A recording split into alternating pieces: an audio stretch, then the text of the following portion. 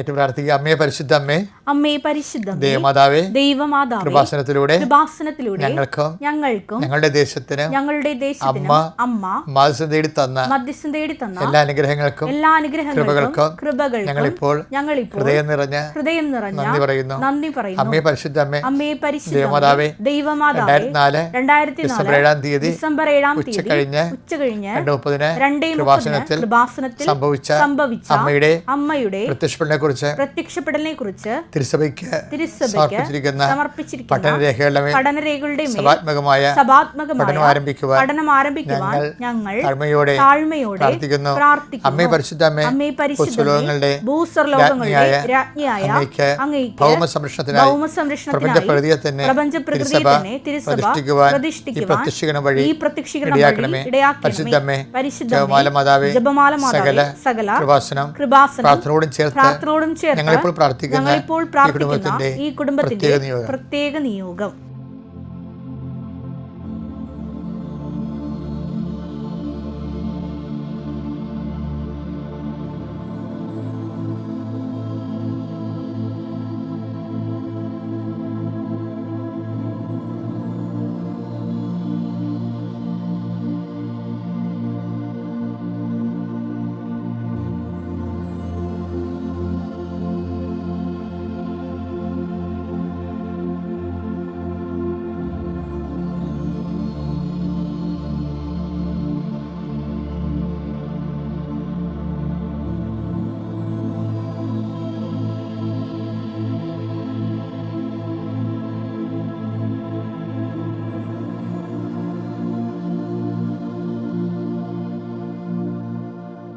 അമ്മയുടെ പ്രത്യക്ഷീകരണത്തിന്റെ ഈ അനുഗ്രഹവേളയിൽ ഞങ്ങൾക്ക് സാധിച്ചു തരുവാൻ കനിയണമേ.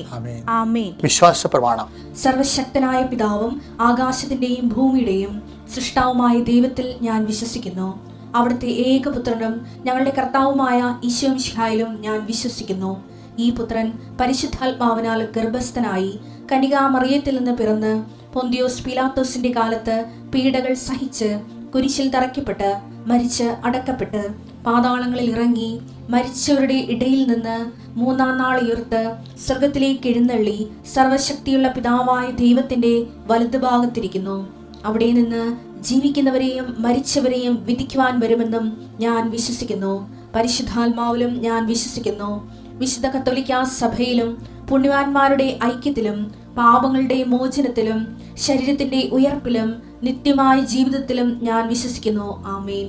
സ്വർഗ്ഗസ്ഥനായ ഞങ്ങളുടെ പിതാവേ, അങ്ങയുടെ നാമം പൂജിതമാകണമേ. അങ്ങയുടെ രാജ്യം വരണമേ. അങ്ങയുടെ തിരുമനസ് സ്വർഗത്തിലെ പോലെ ഭൂമിയിലും ആകണമേ. അന്നു വേണ്ടുന്ന ആഹാരം ഇന്ന് ഞങ്ങൾക്ക് തരണമേ. ഞങ്ങളോട് തെറ്റ് ചെയ്യുന്നവരോട് ഞങ്ങൾ ക്ഷമിക്കുന്നത് പോലെ ഞങ്ങളുടെ തെറ്റുകൾ ഞങ്ങളോടും ക്ഷമിക്കണമേ. ഞങ്ങളെ പ്രലോഭനത്തിൽ ഉൾപ്പെടുത്തരുതേ, തിന്മയിൽ ഞങ്ങൾ രക്ഷിക്കണമേ. ആമേൻ. നന്മ നിറഞ്ഞ മറിയമേ, സ്വസ്തി. കർത്താവ് അങ്ങയുടെ കൂടെ സ്ത്രീകളിൽ അങ്ങ് അനുഗ്രഹിക്കപ്പെട്ടവളാകുന്നു. അങ്ങയുടെ ഉദരത്തിൻ ഫലമായി ഈശോ അനുഗ്രഹിക്കപ്പെട്ടവനാകുന്നു. പരിശുദ്ധ മറിയമേ, തമ്പുരാന്റെ അമ്മേ, പാപികളായ ഞങ്ങൾക്ക് വേണ്ടി ഇപ്പോഴും ഞങ്ങളുടെ മരണസമയത്തും തമ്പുരാനോട് അപേക്ഷിക്കണമേ. ആമേൻ. ഇന്ന് 26-ാം തീയതി ബുധനാഴ്ച. കർത്താവിൻ്റെ ഉന്നതമായ നാമത്തിന് സ്വസ്ഥം ചെയ്യുന്നു. കർത്താവിൻ്റെ വിശുദ്ധ പൗരോഹിത്യത്തെ മഹത്വപ്പെടുത്തണമേ. കർത്താവ് സഭയിലുള്ള സാന്നിധ്യം പ്രമാക്കണം. കർത്താവ് ഇന്ന് എല്ലാം തുടങ്ങുന്നുണ്ട്. വീട്, അതുപോലെ തന്നെ മക്കളുടെ വിവാഹ വിഷയങ്ങൾ, അല്ലെങ്കിൽ ചെറുകിട വ്യാപാരങ്ങൾ, വ്യവസായങ്ങൾ, പ്രോജക്റ്റുകൾ, പദ്ധതികൾ, അല്ലെങ്കിൽ വിദേശ യാത്രയ്ക്ക് വേണ്ടിയുള്ള കാര്യങ്ങൾ എല്ലാം തുടങ്ങി വെക്കുന്നുണ്ട്. അവരെല്ലാം ഞാൻ ഈശോയുടെ നാമത്തിൽ ആശീർവദിക്കുന്നു.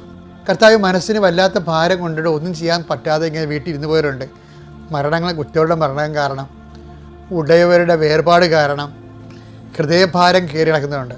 ലവ് അഫെയറിൽ പോലും പരാജയപ്പെട്ട ആൾക്കാർ മനസ്സിന് ചത്താലും കുഴപ്പമില്ല എന്നൊക്കെയുള്ള മാനസികാവസ്ഥയിൽ മനസ്സ് ചത്തിക്കുന്നവരുണ്ട്. വികടമായ ഒരു മാനസികാവസ്ഥയാണെങ്കിൽ പോലും ആൾക്കാർ അനുഭവിക്കുന്നൊരു സങ്കടമാണത്. ആവശ്യമില്ലാത്ത കാര്യത്തിൽ പോയി തൂങ്ങിയിട്ട് അവസാനം അത് കിട്ടാതെ വരുമ്പോൾ ഉണ്ടാകുന്ന നിരാശ, അതും ദൈവികമായ റെഫർ ചെയ്യുന്ന വിഷയങ്ങളല്ല. ദൈവത്തിൻ്റെ അരൂപി, ദൈവത്തിൻ്റെ ഹിതമല്ല. അവരുടെ സ്വന്തം ഇഷ്ടത്തിൽ പോയിട്ട് അതിൽ നിന്ന് കിട്ടിയ പരാജയം കൊണ്ട് അവരനുഭവിക്കുന്ന, അവർ തന്നെ വേലിയെ കിടക്കുന്ന പാമ്പിനെടുത്ത് ഓളെ വെച്ചതല്ലേ. പക്ഷേ എങ്കിലും മനുഷ്യനാണല്ലോ ആ വിഷമം അനുഭവിക്കുന്നത്. അതുകൊണ്ട് തന്നെ മനുഷ്യനെ അങ്ങനെയുള്ള പ്രയാസങ്ങളിൽ നിന്ന് വിടുവിക്കുന്നത് ദൈവത്തിൻ്റെ കരുണയുടെ ഭാഗമാണ്. അതുകൊണ്ടാണ് ഞാൻ എൻ്റെ പ്രാർത്ഥനയുടെ വിഷയമാക്കുന്നത്. കർത്താവേ, അങ്ങനെ സ്വന്തം കുറ്റങ്ങൾ കൊണ്ട് തന്നെ കൊലവെറിയായി പോയിട്ടുള്ള ആൾക്കാരുണ്ട്. സ്വന്തം കുറ്റങ്ങൾ കൊണ്ട് തന്നെ ഭയങ്കരമായിട്ടുള്ള രീതിയിൽ കുരുക്കിലായിപ്പോയവരുണ്ട്.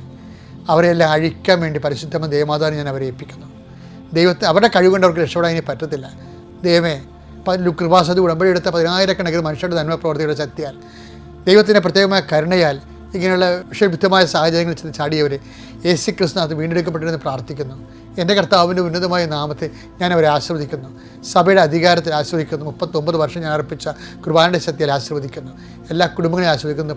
ജോലിയില്ലാത്തവർ, ജോലിക്ക് പോയിട്ട് ഗതി പിടിക്കാതിരിക്കുന്നവർ, നമ്മൾ അധ്വാനിച്ച പണം കണ്ടവൻ്റെ കയ്യിൽ അകപ്പെട്ടിട്ട് ചോദിച്ചിട്ട് പോലും കിട്ടാതെ നിരാശപ്പെട്ട് നടന്നിട്ട് അവിടുന്ന് തൊഴിൽ പോലും നഷ്ടപ്പെട്ടു, ചോദിച്ചതിൻ്റെ പേരിൽ തൊഴിൽ നഷ്ടപ്പെട്ടവർ, ഇങ്ങനെ ഓരോ തരത്തിലും മനുഷ്യൻ്റെ അപ്പുറത്ത്, കഴിവിൻ്റെ അപ്പുറത്ത് അവൻ്റെ ഉത്തരവാദിത്വം അല്ലാതെ തന്നെ അനുഭവിക്കുന്ന ഒത്തിരി വേദന അനുഭവിക്കുന്ന സഹോദരനുണ്ട്. അവരെല്ലാം ഈ സമയത്ത് പരിശുദ്ധ അമ്മ ദേവമാതാവിനെ ഏൽപ്പിക്കണം. മാതാവിൻ്റെ മധ്യസ്ഥ ലഭിക്കട്ടെ. കുഞ്ഞുങ്ങൾക്ക് വേണ്ടി ട്രൈ ചെയ്തിട്ട് പല കുഞ്ഞുങ്ങളും ട്യൂബിലായിപ്പോയവർ, അത് ട്യൂബ് തന്നെ കണ്ടിച്ച് കളഞ്ഞിട്ടുള്ളവർ, ഇനി എങ്ങനെ ജീവിക്കുമെന്ന് അറിയാൻ പാടില്ലാതെ കുഞ്ഞുങ്ങളില്ലാതെ എങ്ങനെ ജീവിക്കും. പക്ഷേ ചിലരൊക്കെ അങ്ങനെ മരണത്തെക്കുറിച്ച് ചിന്തിക്കുന്നു. ഇതിനേക്കാൾ നേരം മരിക്കുകയാണ്. അവർ ചുമ്മാ പറയണതാണ്. ദൈവത്തിൻ്റെ ആഴമായ വിശ്വാസമില്ലാത്തതിൻ്റെ പേരിൽ എന്തെങ്കിലും തകർച്ച ഉണ്ടാകുമ്പോൾ ഉടനെ നിരാശ വലിഞ്ഞു കയറിയിട്ട് മനുഷ്യൻ്റെ ശരിക്കും അലൈൻമെൻറ്റ് പോകും, മനസ്സിൻ്റെ അലൈൻമെൻറ്റ് പോകും. എന്നിട്ട് അവർ ആത്മഹത്യയെക്കുറിച്ച് ചിന്തിക്കും. കർത്താവെ, അങ്ങനെയുള്ളവരെല്ലാം നീ സന്ധിക്കണമെന്ന് പ്രാർത്ഥിക്കുന്നു. എൻ്റെ കർത്താവിൻ്റെ ഉന്നതമായ നാമത്തിൽ, സഭയുടെ അധികാരത്തിൽ, കുരിശിൻ്റെ അടയാളത്തിൽ, ദൈവത്തിൻ്റെ ശക്തിയാൽ ഞാൻ മക്കളെ ആശീർവദിക്കുന്നു. ദൈവത്തിൻ്റെ കരുണ നിങ്ങളെ ആവശ്യിക്കട്ടെ. മനസ്സിന് കരുത്തില്ലാത്തവരെ കർത്താവിൻ്റെ വിശുദ്ധമായ രക്തം തളിച്ചുകൊണ്ട് ലോകം കണ്ട ഏറ്റവും വലിയ ധൈര്യശാലിയായ യേശു ക്രിസ്തുവിൻ്റെ നാമത്തിൽ നിന്നെ ഞാൻ ശക്തിപ്പെടുത്തുന്നു. കർത്താവിൻ്റെ കരുണ നിന്നെ ആവശ്യിക്കട്ടെ. Lord Jesus Christ, power of the spirit, touch with the fire finger, suck with the precious blood. കർത്താവ്, തൊഴിലില്ലാത്തവർ, ജോലിയില്ലാത്തവർ, പരീക്ഷ എഴുതുന്നവർ, പരീക്ഷയ്ക്ക് പ്രിപ്പയർ ചെയ്തുകൊണ്ടിരിക്കുന്നവർ, പണം നഷ്ടപ്പെട്ട് തിരിച്ച് വാങ്ങിക്കാൻ വേണ്ടി പോകുന്നവർ, അത് ബാങ്കിൽ ലോണിന് പോകുന്നവർ, ഇങ്ങനെ ഓരോരോ കാര്യത്തിന് വേണ്ടി, ജീവിതത്തിൻ്റെ ഉന്നമനത്തിന് വേണ്ടിയും നിക്കക്കല്ലില്ലാത്ത രീതിയിൽ പരക്കം പാഞ്ഞിരിക്കുന്ന എല്ലാ മക്കളും, കർത്താവ് ആരും സഹായിക്കാനില്ലെന്ന് വേദനിച്ച് ഉള്ളുരുകി നടക്കുന്നവരമേൽ കർത്താവിൻ്റെ രക്തം പടരട്ടെ എന്ന് പ്രാർത്ഥിക്കുന്നു. ദൈവത്തിൻ്റെ ശക്തിയോട് പ്രാർത്ഥിക്കുന്നു. കർത്താവ്, കൃപാസനത്തിൽ ഇന്ന് വരെ പ്രാർത്ഥിച്ചു പോയിട്ടുള്ള 10,000-കണക്കിന് മനുഷ്യരുടെ സൽപ്രവൃത്തികളെ ഇന്ന് വേദനയും തേങ്ങ അനുഭവിക്കുന്നവർക്ക് അത്താണിയാകട്ടെ എന്ന് പ്രാർത്ഥിക്കുന്നു. എൻ്റെ കർത്താവിൻ്റെ നാമത്തിൽ അവരനുഗ്രഹിക്കപ്പെടട്ടെ. Lord peace spirit of power and grace. അത് നമ്മുടെ സാഹചര്യം, നമ്മുടെ ജീവിത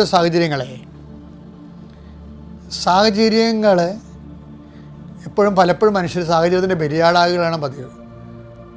അതെൻ്റെ സാഹചര്യമാണ് അങ്ങനെ പോയെന്ന് പറയും. പക്ഷെ ബൈബിൾ ഈ സാഹചര്യത്തെ അംഗീകരിക്കണില്ല. എന്താ കാര്യം? സാഹചര്യത്തെ ദൈവത്തിൻ്റെ മുകളിൽ കൊണ്ടുവരാൻ ബൈബിൾ അനുവദിക്കത്തില്ല. നീ നിൻ്റെ സാഹചര്യത്തെ ദൈവത്തിൻ്റെ മുകളിൽ കൊണ്ടുവന്നാൽ അതിൻ്റെ അർത്ഥം സാഹചര്യമാണ് നിൻ്റെ ദൈവമെന്നാണ്. അതുകൊണ്ട് ബൈബിൾ പറയുന്നത് എന്താണ്? വചനം പ്രഘോഷിക്കുക. വചനം പ്രഘോഷിക്കുക എന്ന് വെച്ച് കഴിഞ്ഞാൽ വചനത്തിന് സാക്ഷിയാകുക. സാഹചര്യം അനുകൂലമാണെങ്കിലും അല്ലെങ്കിലും ജീവിതത്തിൽ പല വിഷയങ്ങളുണ്ടാവും. ആ വിഷയങ്ങളിലെല്ലാം ചിലപ്പോൾ ഒരുത്തിൻ്റെ കഥ ഞാൻ എൻ്റെ കൺമുമ്പിൽ കണ്ട കാര്യമാണ്. ഒരു സ്ത്രീ ഒളിച്ചോടി പോയി. അപ്പോൾ അയാൾ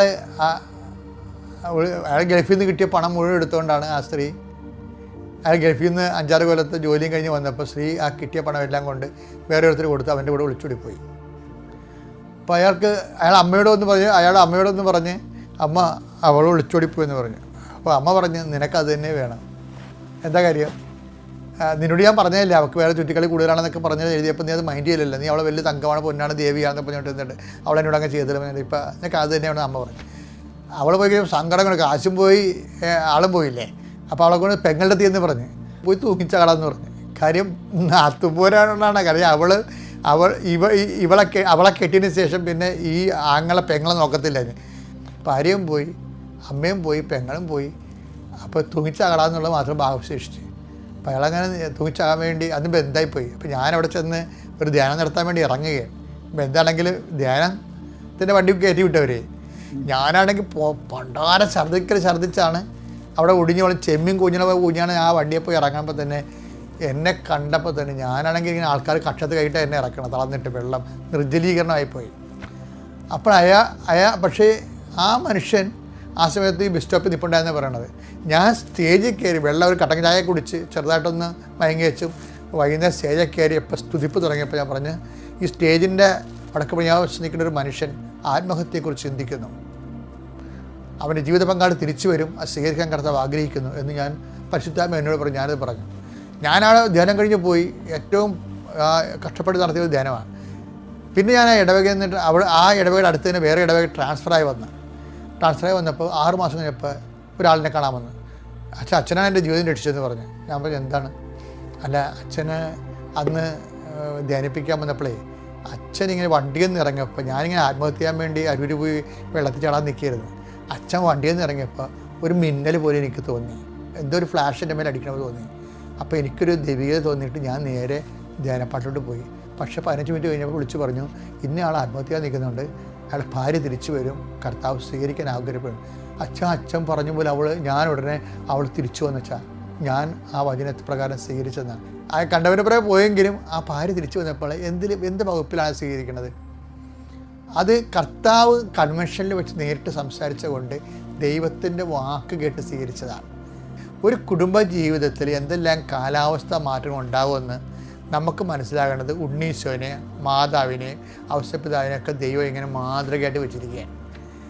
ഓരോരോ കാര്യങ്ങളുണ്ടാകുമ്പോൾ മാതാവ് എന്ത് ചെയ്തു, ഒരു കാര്യം ഉണ്ടാകുമ്പോൾ ഔസേപ്പിതാവ് എന്ത് ചെയ്തു, ഒരു കാര്യം ഉണ്ടാകുമ്പോൾ ഉണ്ണീശോ എന്ത് ചെയ്തു എന്ന് ചിന്തിച്ചാൽ നമ്മുടെ കുടുംബം കറക്റ്റായും.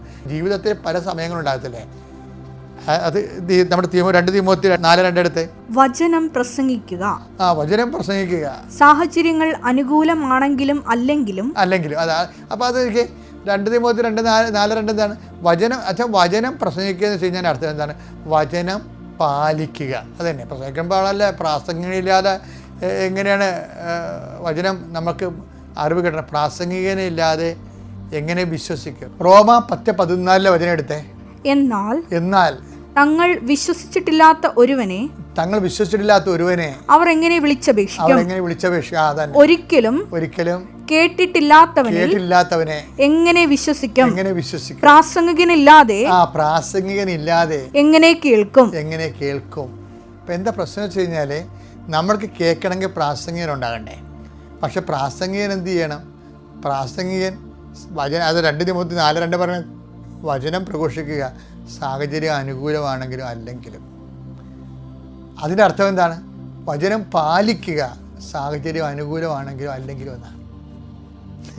അതാണ് എൻ്റെ അർത്ഥം. വചനം പ്രഘോഷിക്കുക. ഇപ്പോൾ ഔസേപ്പിതാവിനെ സംബന്ധിച്ചിടത്തോളം ഔസേപ്പിതാവിൻ്റെ ഏറ്റവും വലിയ വിജയം അതാണ്.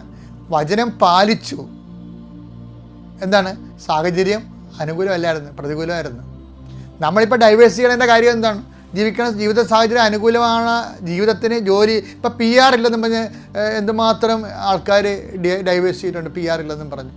അപ്പോൾ PR-നാണ് കല്യാണം കഴിച്ചിരിക്കുന്നത്. പക്ഷേ ഡൈവേഴ്സ് ആയാലും സമ്മതിക്കില്ല. വീട്ടുകാർ പറയും കടവുണ്ട് ഇവനെ വിടാൻ പറയും. ഈ ഡൈവേഴ്സ് ആക്കിയിരിക്കണം മുഴുവനും വീട്ടുകാരല്ലേ. ചിലപ്പോൾ അപ്പന്മാരായിരിക്കും എൻ്റെ റോൾ കളിക്കുന്നത്, ചില ആൾക്കാർ അമ്മമാരായിരിക്കും. അപ്പോൾ ശരിക്കും പറഞ്ഞാൽ ഈ വചനം പ്രഘോഷിക്കുക, സാഹചര്യം അനുകൂലമാണെങ്കിലും അല്ലെങ്കിലും എന്ന് പറയുന്നതിൻ്റെ അർത്ഥം എന്താണ്? വചനം പാലിക്കുക, സാഹചര്യം അനുകൂലമാണെങ്കിലും അല്ലെങ്കിലും.